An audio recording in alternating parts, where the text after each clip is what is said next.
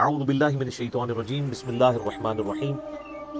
فَأَزَلَّهُمَ الشَّيْطَانُ تو شیطان نے ان دونوں کو پھسلا دیا، یعنی راہ حق سے ہٹا دیا، عنہا اس سے، فَأَخْرَجَهُمَا مِمَّا كَانَ فِيهِ اور ان دونوں کو نکلوا دیا اس جنت میں سے جس میں وہ رہ رہے تھے۔ اب اللہ تعالیٰ نے یہاں پہ تثنیہ کا صیغہ استعمال کیا، یعنی ان دونوں۔ کرسچینٹی کے اندر یہ چیز مشہور کر دی گئی کہ یہ سیدہ حوا تھی جنہوں نے سیدنا آدم علیہ السلام کو بہکایا، نعوذ باللہ۔ اور یہی چیز جو ہے وہ ہم مسلمانوں کے ہاں بھی پائی جاتی ہے کہ جی وہ حضرت آدم علیہ السلام کو بھی عورت نے نکلوایا تھا۔ کرسچینٹی تو پھر بہت آگے چلی گئی، انہوں نے تو ایول لفظ جو ہے نا، یعنی برائی، اس کو جو ڈیڈکٹ کیا ہے ایو سے۔ اما حوا کو انگلش میں کہتے ہیں ایو، ای وی ای، اور وہ کہتے ہیں ایکسس آف ایول جو ہے وہ عورت ہے۔ آج یہ لوگ عورتوں کے حقوق کی بات کرتے ہیں، انہوں نے تو یعنی اپنا جو لفظ ہے ایول، برائی، اس کو ڈیڈکٹ کیا ہے سیدہ حوا کے نام سے، جبکہ اسلام کہتا ہے کہ یہ سب کچھ ٹیمپرڈ فارم میں کرسچینٹی کے اندر چیزیں آئی ہیں۔ اللہ تعالیٰ نے ان دونوں کی غلطیوں کا ذکر اکٹھا کیا کہ ان دونوں کو شیطان نے بہکایا، ان دونوں کی غلطی تھی کہ وہ شیطان کے پیچھے لگے، یہ کسی ایک کی غلطی نہیں تھی کہ وہ کھاتے میں ڈال دی جائے۔ وَقُلْ اهْبِطُوا بَعْضُكُمْ لِبَعْضٍ عَدُوٌّ تو ہم نے فرمایا اب اتر جاؤ، تم سب ایک دوسرے کے دشمن ہو گے، تم میں سے بعض کے، یعنی حکم تو ان دونوں کو ہوا اترنے کا، لیکن اللہ تعالیٰ تو ظاہر اپنے ڈیوائن علم سے دیکھ رہا تھا ان دونوں سے میں کثیر تعداد میں مرد و عورت زمین پہ بساؤں گا، تو گویا کہ پوری انسانیت کو زمین پہ اتار دیا۔ وَلَكُمْ فِي الْأَرْضِ مُسْتَقَرٌّ وَمَتَاعٌ إِلَىٰ حِينٍ اور زمین میں تمہارا ٹھکانہ ہوگا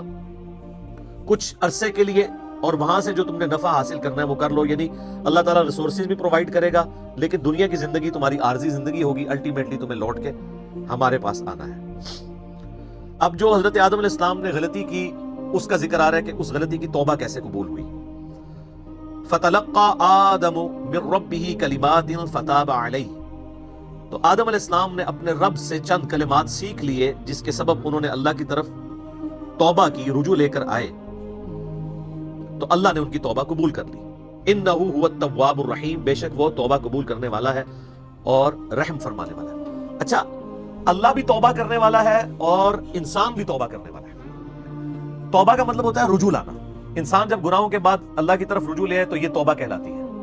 اور جب انسان رجوع لے آئے اس کے بعد اللہ تعالیٰ بھی بندے کے اوپر شفقت فرمائے، یعنی اللہ تعالیٰ بھی اپنے اس جلال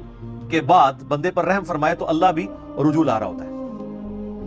بخاری اور مسلم دونوں میں حدیث موجود ہے، نبی علیہ السلام نے فرمایا کہ جو بھی گنہگار بندہ سچے دل کے ساتھ اللہ کی طرف توبہ کرتا ہے تو اللہ تعالیٰ کو اس کے توبہ کرنے پہ اتنی خوشی ہوتی ہے جس کو آپ علیہ السلام نے ایک مثال سے بیان فرمایا۔ یہ حدیث بخاری میں بھی ہے اور مسلم میں بھی کہ تم میں سے کوئی شخص اگر ریگستان کے سفر پر روانہ ہو اور اس کا سارا ساز و سامان اس کے اونٹ پہ لدا ہو،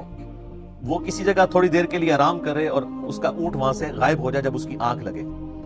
اب اس کو سامنے اپنی موت نظر آئے، کیونکہ اونٹ کے اوپر ہی سامان لدا ہے، پانی بھی، کھانے پینے کا بھی، اونٹ نہیں ملتا تو آپ کو پتا ہے کئی ہفتوں کا سفر ریگستان میں بغیر پانی کے تو نہیں کیا جا سکتا۔ اب وہ اپنی موت کا انتظار کرنا شروع کر دے، اسی دوران اچانک جب اس کی آنکھ لگے، آنکھ کھلتے ہی اس کا اونٹ اس کے سامنے آ جائے تو اسے کتنی خوشی ہوگی۔ اس سے زیادہ خوشی اللہ تعالیٰ کو ہوتی ہے جب کوئی شخص گناہ کر کے اللہ کی طرف سچے دل سے توبہ کر لے۔ اور مسلم شریف میں آگے الفاظ ہیں کہ وہ اتنا خوش ہو کہ اس کی زبان لڑکھڑا جائے، من شدت الفرح، اور وہ خوشی کے باعث اس کی زبان سے یہ نکل جائے، اے اللہ تو میرا بندہ میں تیرا رب، حالانکہ وہ کہنا یہ چاہ رہا ہو کہ اے اللہ میں تیرا بندہ تو میرا رب، یعنی اس کی زبان بھی لڑکھڑا جائے، اتنی اس پہ شدت خوشی کی طاری ہو۔ اس سے زیادہ خوشی اللہ تعالیٰ کو اس شخص پر ہوتی ہے جو اللہ کی طرف رجوع لے۔ جامعہ ترمذی میں حدیث ہے کہ موت کے غرغرے سے پہلے توبہ قبول ہے، اس کے بعد کبھی توبہ قبول نہیں ہے۔ اس لیے آپ دیکھیں کہ فرعون نے جب توبہ کی، قرآن حکیم میں آتا ہے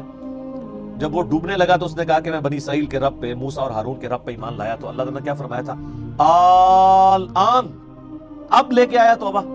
کوئی فائدہ نہیں۔ نزع کے عالم سے پہلے جو توبہ کر لے گا اس کی توبہ ایکسیپٹیبل ہے، ادروائز کوئی توبہ نہیں ہے۔ تو اللہ تعالیٰ تو مائل بکرم ہے۔ بخاری اور مسلم دونوں میں حدیث ہے کہ اللہ تعالیٰ نے مخلوقات کی پیدائش سے پہلے اپنے پاس عرش پہ یہ عبارت لکھ لی تھی کہ میری رحمت میرے غضب پہ بھاری رہے گی، اور یہ انسان کے پاس بہت بڑا ایسٹ ہے کہ اللہ کی رحمت اس کے غضب پر بھاری ہے، ادروائز یہ ایکول بھی ہوتی اور صفت عدل اللہ کی غالب ہوتی کو مارے گئے تھے. عدل کرے تے تھر تھر کمبن اچیاں شانہ والے, فضل کرے تے بخشے جاون میں ورگے منہ کالے. واقعی اگر عدل پہ بات آ جائے تو کوئی نہیں, اور یہ قرآن حکیم میں کئی جگہ یہ مضمون آیا. سورہ فاطر کے اینڈ پہ بھی آپ چلے جائیں, اللہ تعالیٰ فرماتا ہے کہ اگر اللہ تعالیٰ لوگوں کو ان کے گناہوں پہ پکڑنا شروع کر دیتا تو کوئی بھی مخلوق زندہ نہ رہتی ہوئے عرض کے اوپر. اگر یعنی اللہ تعالیٰ پکڑ شروع فرما دیتا تو یہ اللہ تعالیٰ ڈھیل دیتا ہے انسان کو کہ انسان اللہ کی طرف پلٹ آئے. بخاری اور مسلم دونوں میں حدیث ہے, نبی علیہ السلام نے فرمایا کہ حدیث قدسی ہے کہ جب میرا بندہ میری طرف ایک بالشت آتا ہے میں ایک ہاتھ اس کی طرف بڑھتا ہوں, وہ ایک ہاتھ بڑھتا ہے میں 2 ہاتھ اس کی طرف بڑھتا ہوں, 10 ہاتھ بڑھتا ہوں, وہ چل کے آتا ہے میں اس کی طرف دوڑ کے آتا ہوں. اور پھر آپ علیہ السلام فرمایا کہ اللہ تعالیٰ فرماتا ہے کہ میرا بندہ مجھے دل میں یاد کرے میں اسے دل میں یاد کرتا ہوں, وہ کسی مجلس میں یاد کرے میں اسے بہتر مجلس میں یاد کرتا ہوں. اور یہ حدیث اس بات کا ثبوت ہے کہ اللہ تبارک و تعالی انسان سے بڑھ کر اس پر رجوع فرمانے والا ہے. یعنی انسان ایک قدم بڑھتا ہے تو اللہ تعالیٰ 10 قدم اس کی طرف آتا ہے, بشرطے کہ وہ صدق دل سے اللہ کی طرف لوٹ آئے. یا ایھا الذین آمنوا توبوا الی اللہ توبۃ نصوحا, اے ایمان والو اللہ کی طرف ایسی توبہ کرو جو آگے کو نصیحت ہو جائے. یہ جو خالی خلی توبہ ہے نا, یا استغفار کی تسبیح پھیرنا, یہ اللہ تعالیٰ کو جو ہے وہ محبوب نہیں ہے.